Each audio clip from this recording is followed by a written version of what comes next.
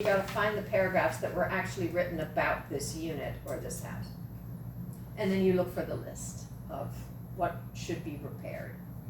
And I'm gonna look at that, and sometimes I have to go back and say, why does this need repair? And you go back and you go, oh, wow, that's in terrible shape, right?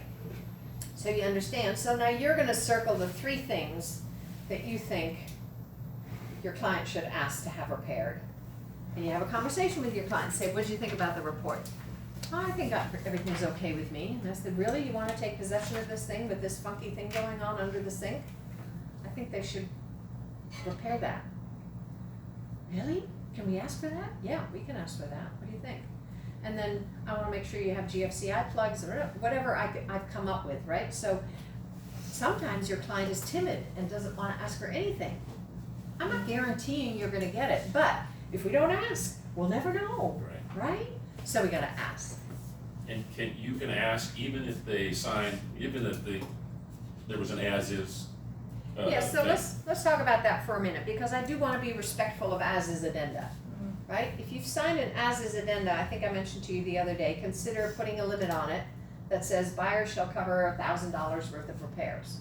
So you're not going to nickel and dime the seller. So if there are no GFCI plugs, you can go, okay, we'll take care of that. However, GFCI is a safety matter. And I'm not crazy, because chances are the buyer's not going to change those plugs right away. I'm not crazy about leaving a safety issue unresolved when they move in.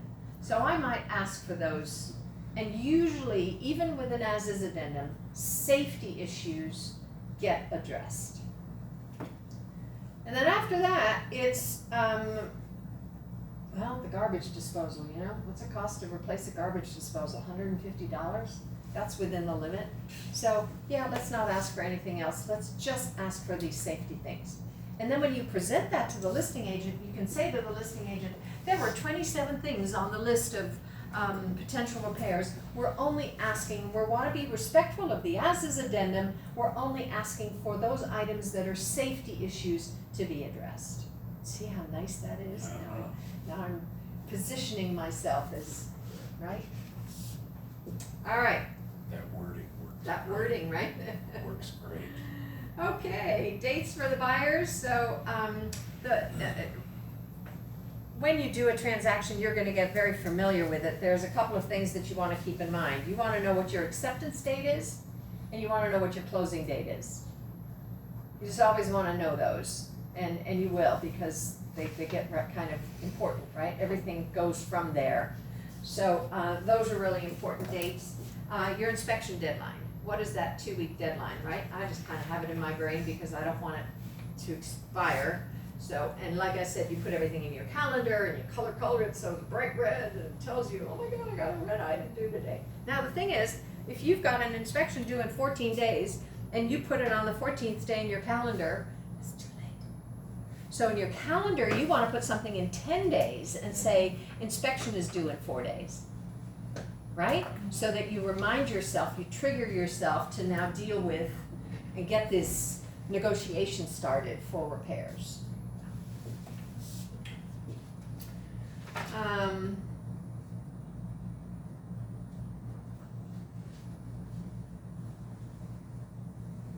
So loan application deadline, we no longer have that required date.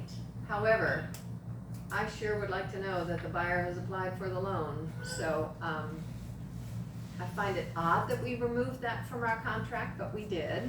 It used to be a due date, and now it isn't anymore.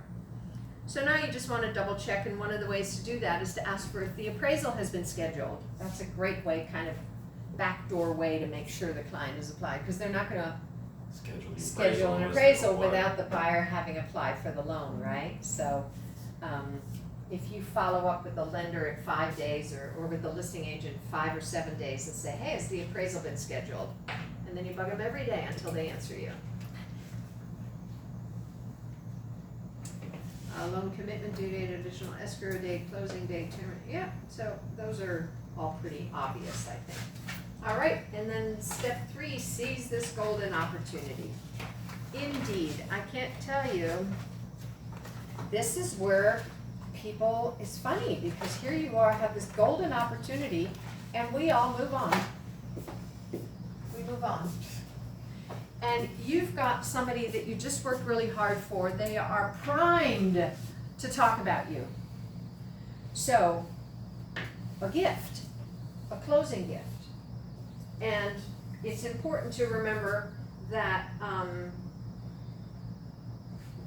the IRS is only going to allow you to write off a gift of $25.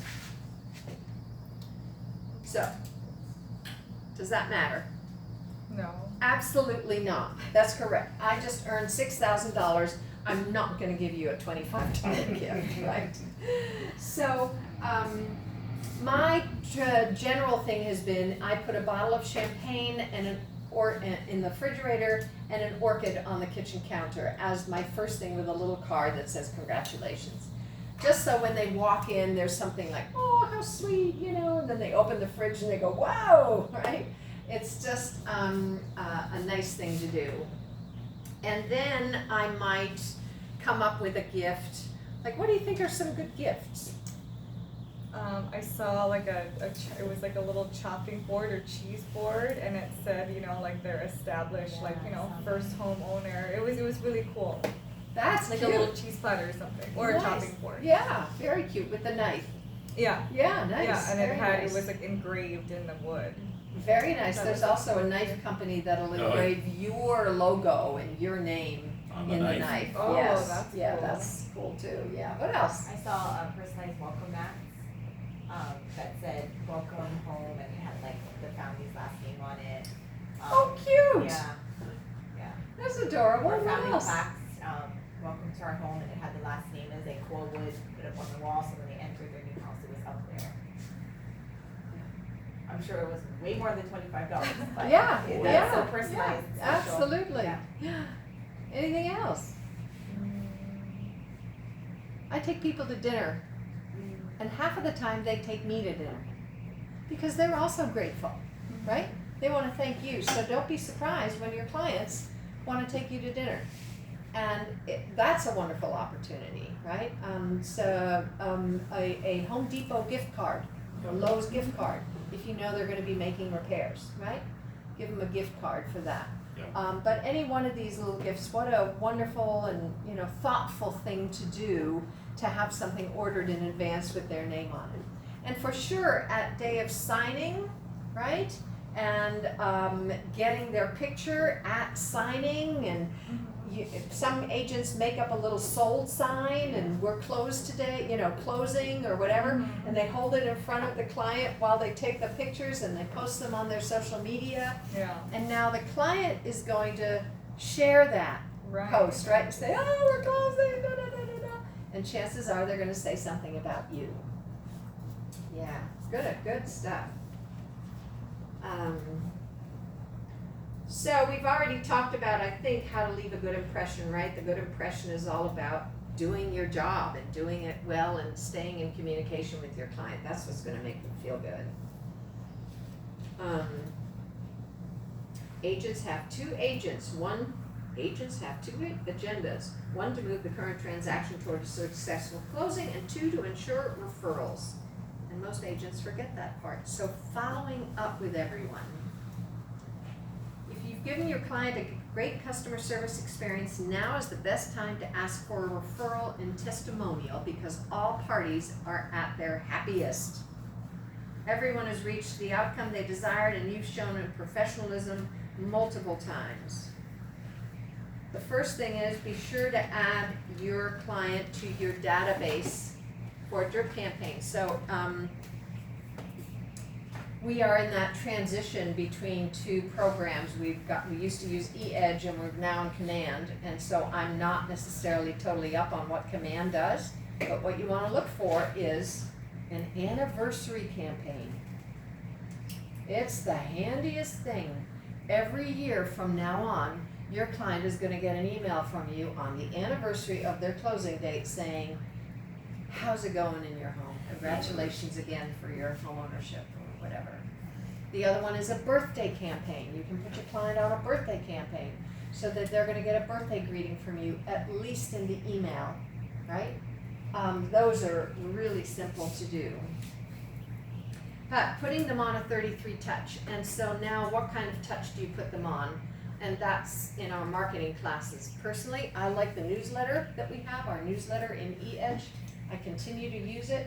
I get all sorts of people opening it up and telling me, writing back and saying, oh, that was an interesting article, because it's kind of real estate related, but it's really home ownership kind of information. And it varies from how to plant a tree to how to clean your gutters to how to get the most bang for your renovation money, how to, all sorts of stuff. And that appeals to, in my mind, to people just as much as receiving a link about how the real estate market is doing and what's on the market. So we can do both, right? We can send people both. And so learning our tools, highly urge you to do that. To me, it's one of the biggest benefits of being in Keller Williams is access to these marketing tools that are pre-made for us. Awesome stuff. So that's what we call a 33 touch program. It includes emails, it includes handwritten cards, and it includes some phone calls. So you want to call that client 3-4 times a year just to stay in touch and ask for referrals.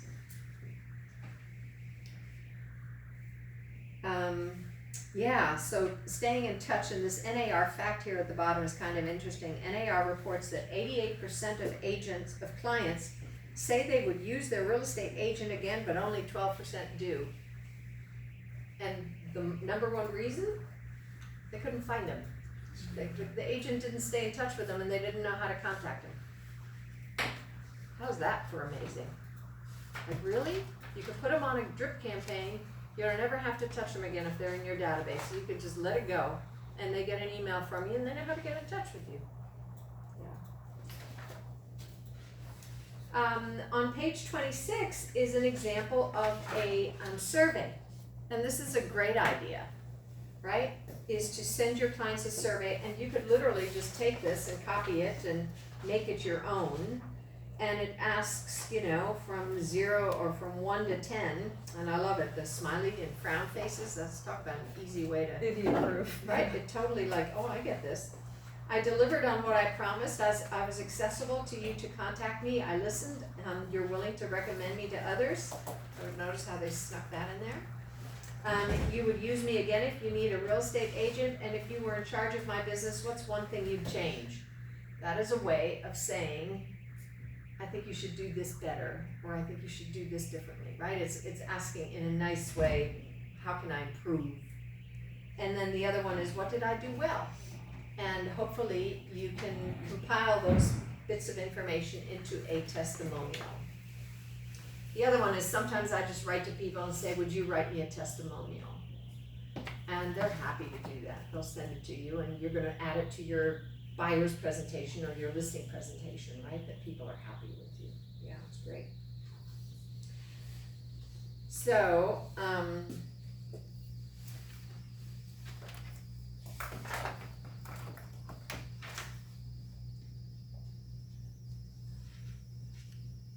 this is suggesting that it's also a good idea to ask other people for feedback.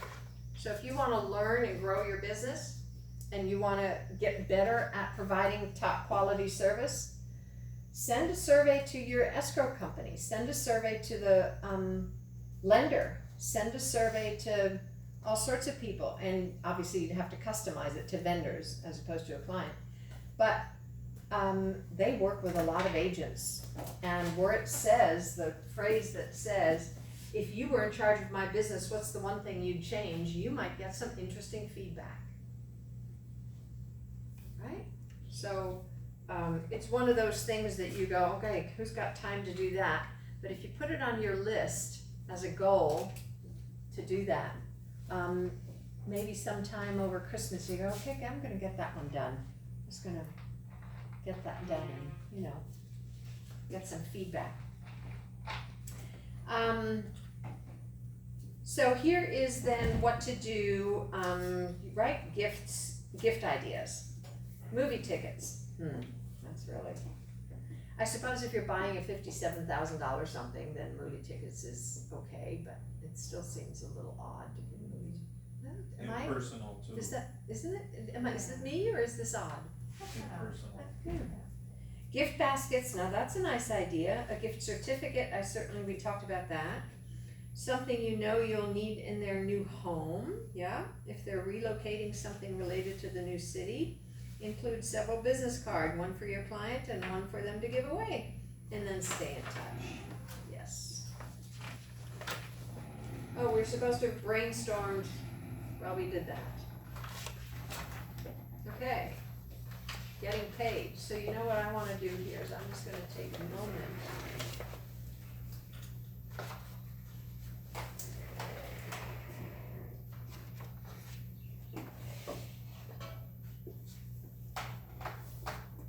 Where are we here? Whoops, there we are.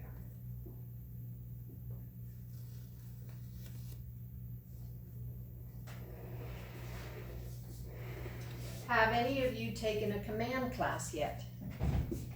Okay, so what is that? Okay, I'm gonna log into command. Yeah, which one of these is command? That's a good one. Yeah. Connect. Keller Williams, let's try this. Okay, I don't know what that is, but.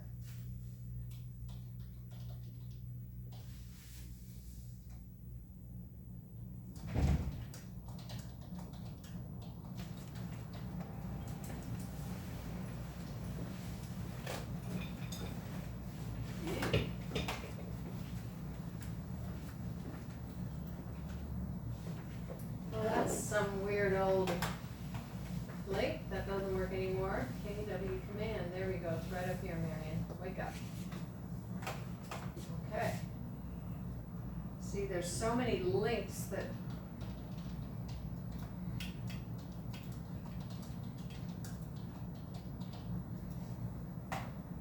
Hard to keep track.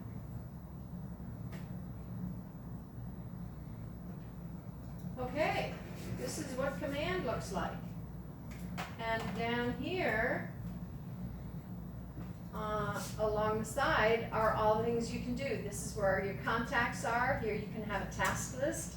Smart plans are the emails you can send to people with their neighborhood real estate information. Referrals, opportunities is where we do everything. In other words, you're gonna meet somebody and that person says, yeah, my husband and I are thinking of buying a little investment condo. Can you help us with that? You bet. Opportunity. You open it up and you start tracking this person through whatever the process is that they're gonna go through. And this is also where our escrow documents then reside, because you take the opportunity and you're showing them property, and now you're gonna write a contract, and now you're gonna open escrow, and there we are. So the opportunity takes you through the whole process. So I'm gonna open up opportunities, and I've got listing opportunities, I've got buyer opportunities, and I've got leases. And let me see, I have I have a couple of active listings. And let's see here if I can find my active buyer. This is probably Barney Rubble. This is my sample buyer. Is this Barney? Oh no, it's somebody else. But it's a test, that's okay. And this person is inactive, and I'm going to now say, you know what? We signed a contract today and we are opening escrow. So I'm gonna drag this over here. And now it appears over there, so I have to go there. Yep, there it is. There's all these other buyers. There's Barney Rubble. There's Barney Rubble, right? And I open up any one of these actually by clicking on the buyer's name.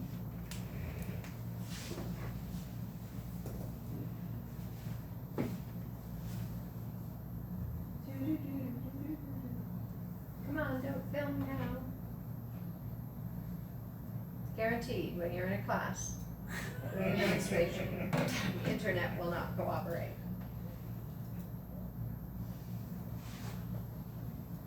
Oh my God, really? Really? That's really sad. So we're gonna talk about something else and you let me know when it pops up, right? So So, I'm just gonna show you the transaction checklist that I've already mentioned to you here that we just went through, how that actually looks in Command where you're gonna be uploading stuff. So I just wanted to show it to you. But I wanted to now take a moment to take you through this. This is a printout of the calendar from the Keller Williams My KW site, right?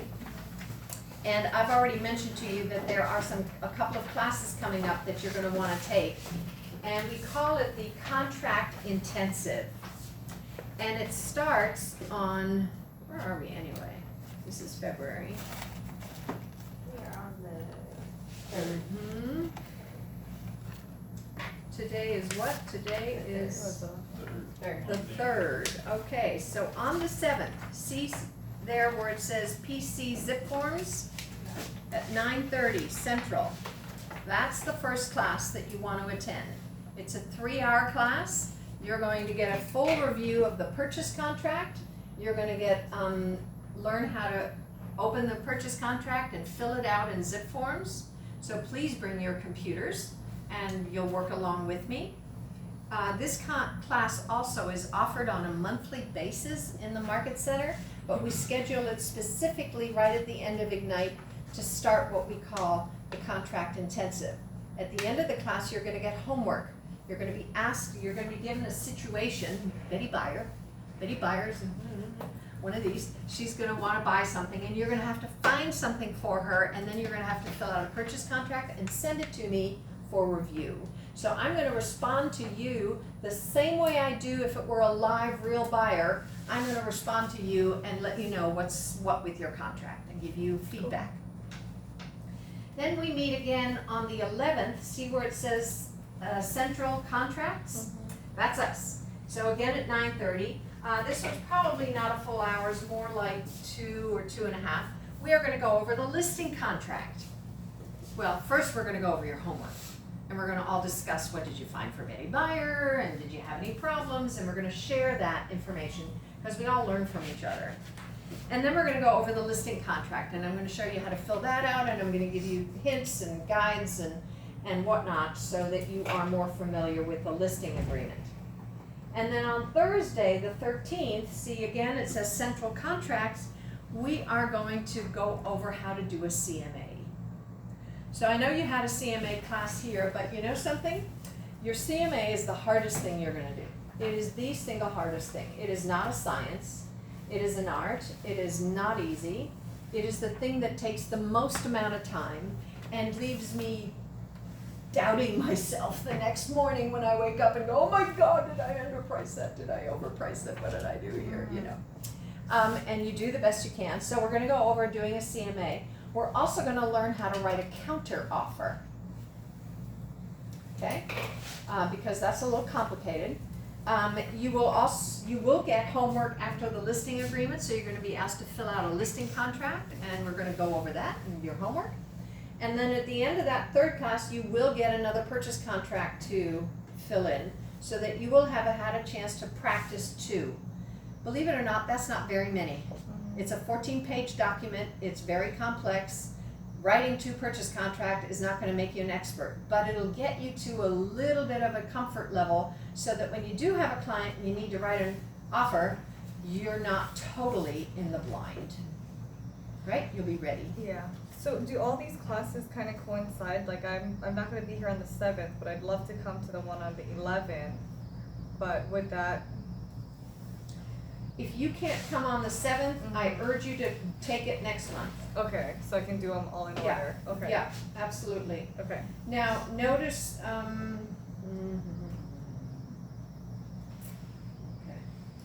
notice that there are zip forms classes on the 28th.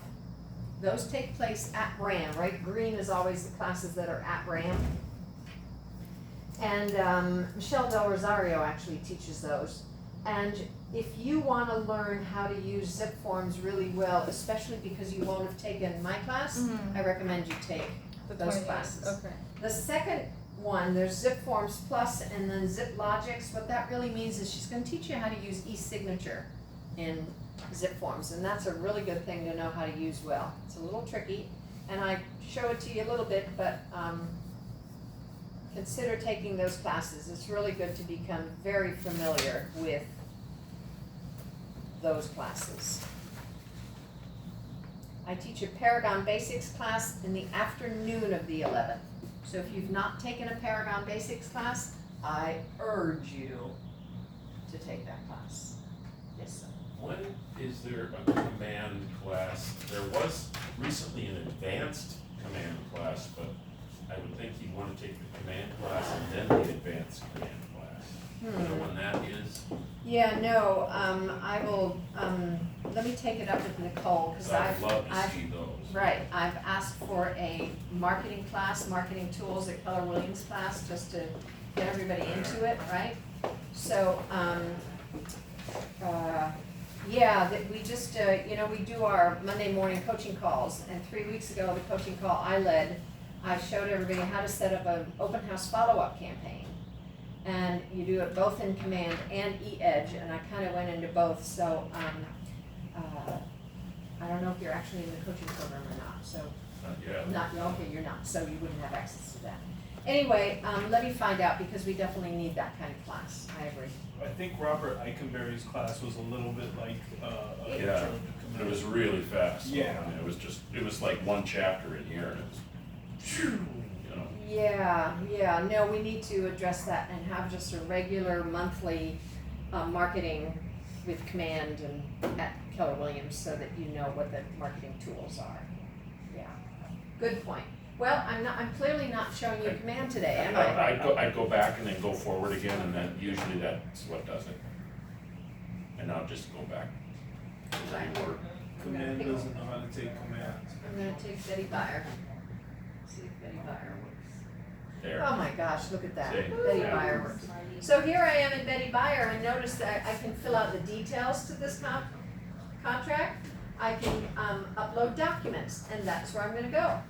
I can also upload my offers. Sometimes you have to write sometimes you have to write 3 or 4 offers for people. So how do you keep track of those? This is a great place to put your offers, so you have a history of the offers, and then when you've got one accepted, then you start putting it into documents. If I have my document already filled out in zip forms, and I upload it to here, does it fill in all the pukas, or do I have to No. fill those in manually? No, the pukas get filled in zip forms, Right, okay? So here's how this works. You would have to create a folder in zip forms for this transaction, yeah, and then you could pull it into documents. right, but then when I put it into documents, does it fill in It doesn't market fill- center, opportunity No, name? No, it does not. All of that is in zip forms. So we continue to operate in zip forms. You continue to do what you've always done. You get a signed contract back from the listing agent. Yeah. You got a PDF, you Yeah. upload it here, Oh, okay, okay? Yeah, we don't Great. use Command to do our signing for, okay, yeah. good, cool. So here's the documents section, so I'm just gonna show it to you because this is our transaction checklist. So first of all, there are 3 categories here. There's consultation, which means listing agreement, or in this case, a buyer-broker agreement, right? Betty is a buyer.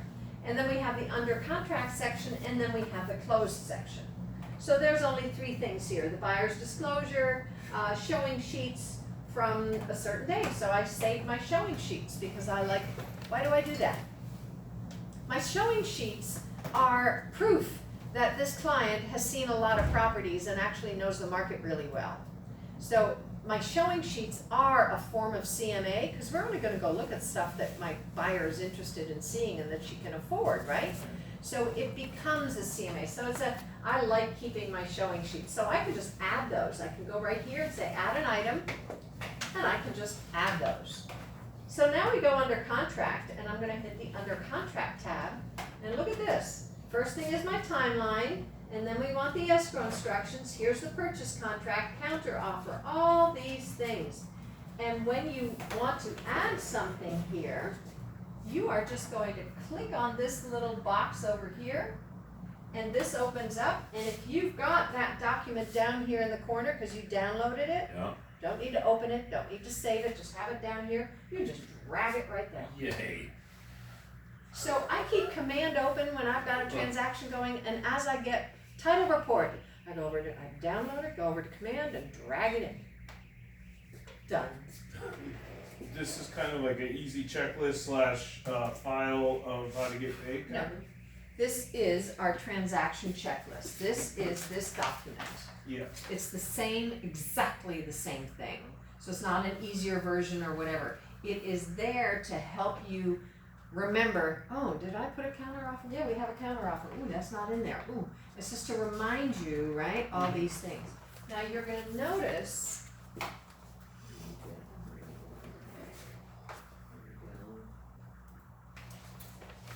that it says right here, these are optional. Well, how could escrow instructions be optional?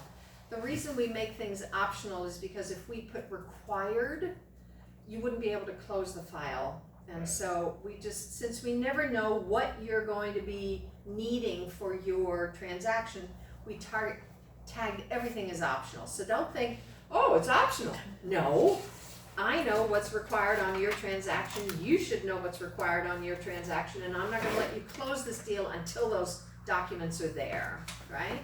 I think we just didn't name it required because it becomes too rigid, the system becomes rigid.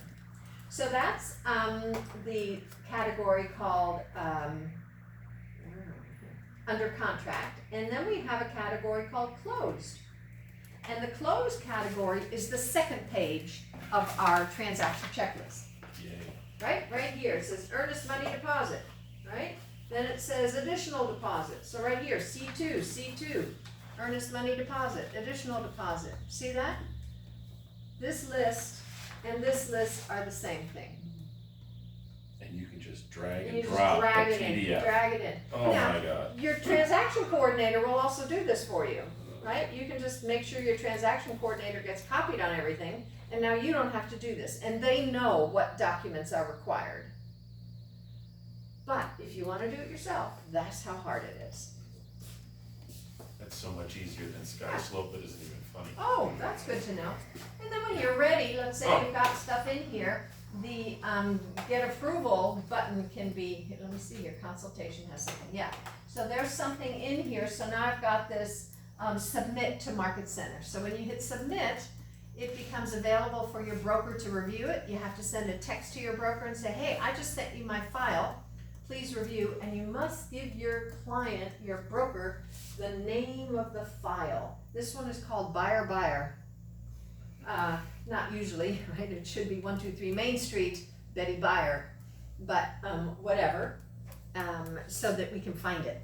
There's like 200 folders that are submitted at any given time, so we need to be able to find your transaction. Is this something you'd submit in steps as you go along, or wait till it's the You file's talk to- complete? You talk to your broker. So how I like to work is I like you to submit your file to me about 5 days before closing, so that I have a little time to look at it and you have time to add anything that I want added. And then on the day of closing, you're going to get 5 documents from escrow. You're going to get a preliminary settlement statement, a final settlement statement, a satisfaction waiver, and a HARPTA and a FERPTA form. And all of those 5 forms need to be uploaded, as well as a sold MLS listing, copy of the sold MLS from Paragon. And when those are done, you resubmit the file, text your broker and say, okay, we closed and the file's done, please approve my check to be released. And then we review it again and we send an email to escrow or the Market Center saying, I approve this file and I authorize the release of the commission checks. And you get paid. So again, we go over this in the escrow how to get paid class, but I just wanted you to see it. It's a pretty cool system. Okay? All right, I think we're about done here. Yeah. Any ahas and learnings from this? All of it. It's like all of it, okay. So you're glad you've gotten a glimpse into this process, right? So that's really good, yeah, Thank you. yeah. Questions? Okay, then what I do need to do is get your, how you did on, in class today on your calls and conversations. Nick costed it? Yeah, I had 2 calls, 2 conversations. 2. Cherish? I had, all through text message, I think it was 4 or 5. 4. Hang And you had back and forth conversations with all of them? on. Wow. You were 4 and 4. And I you- had 3 calls and 1 conversation, and the other were just voicemail. Okay. Bob? 3. And 2 conversations. And Margaret? 5 and 2. Alright, and 2. And any appointments or contracts? Anyone? No? Bunch of people called me back, so potentially. Okay, we'll see. All right, I'm just gonna quickly figure out the ratios, but those ratios, this is gonna be darn good, right? If you can get 7 out of 10 or 3 out of 5, every time you make a phone call and you have a conversation, awesome. You've just, I mean, that's just, you don't have to do a lot of dialing to have contacts, that's just great, right? And then, up here, you did great on your appointments, right? We had about a 2 to 20% ratio here on the number of appointments that you got from your conversations.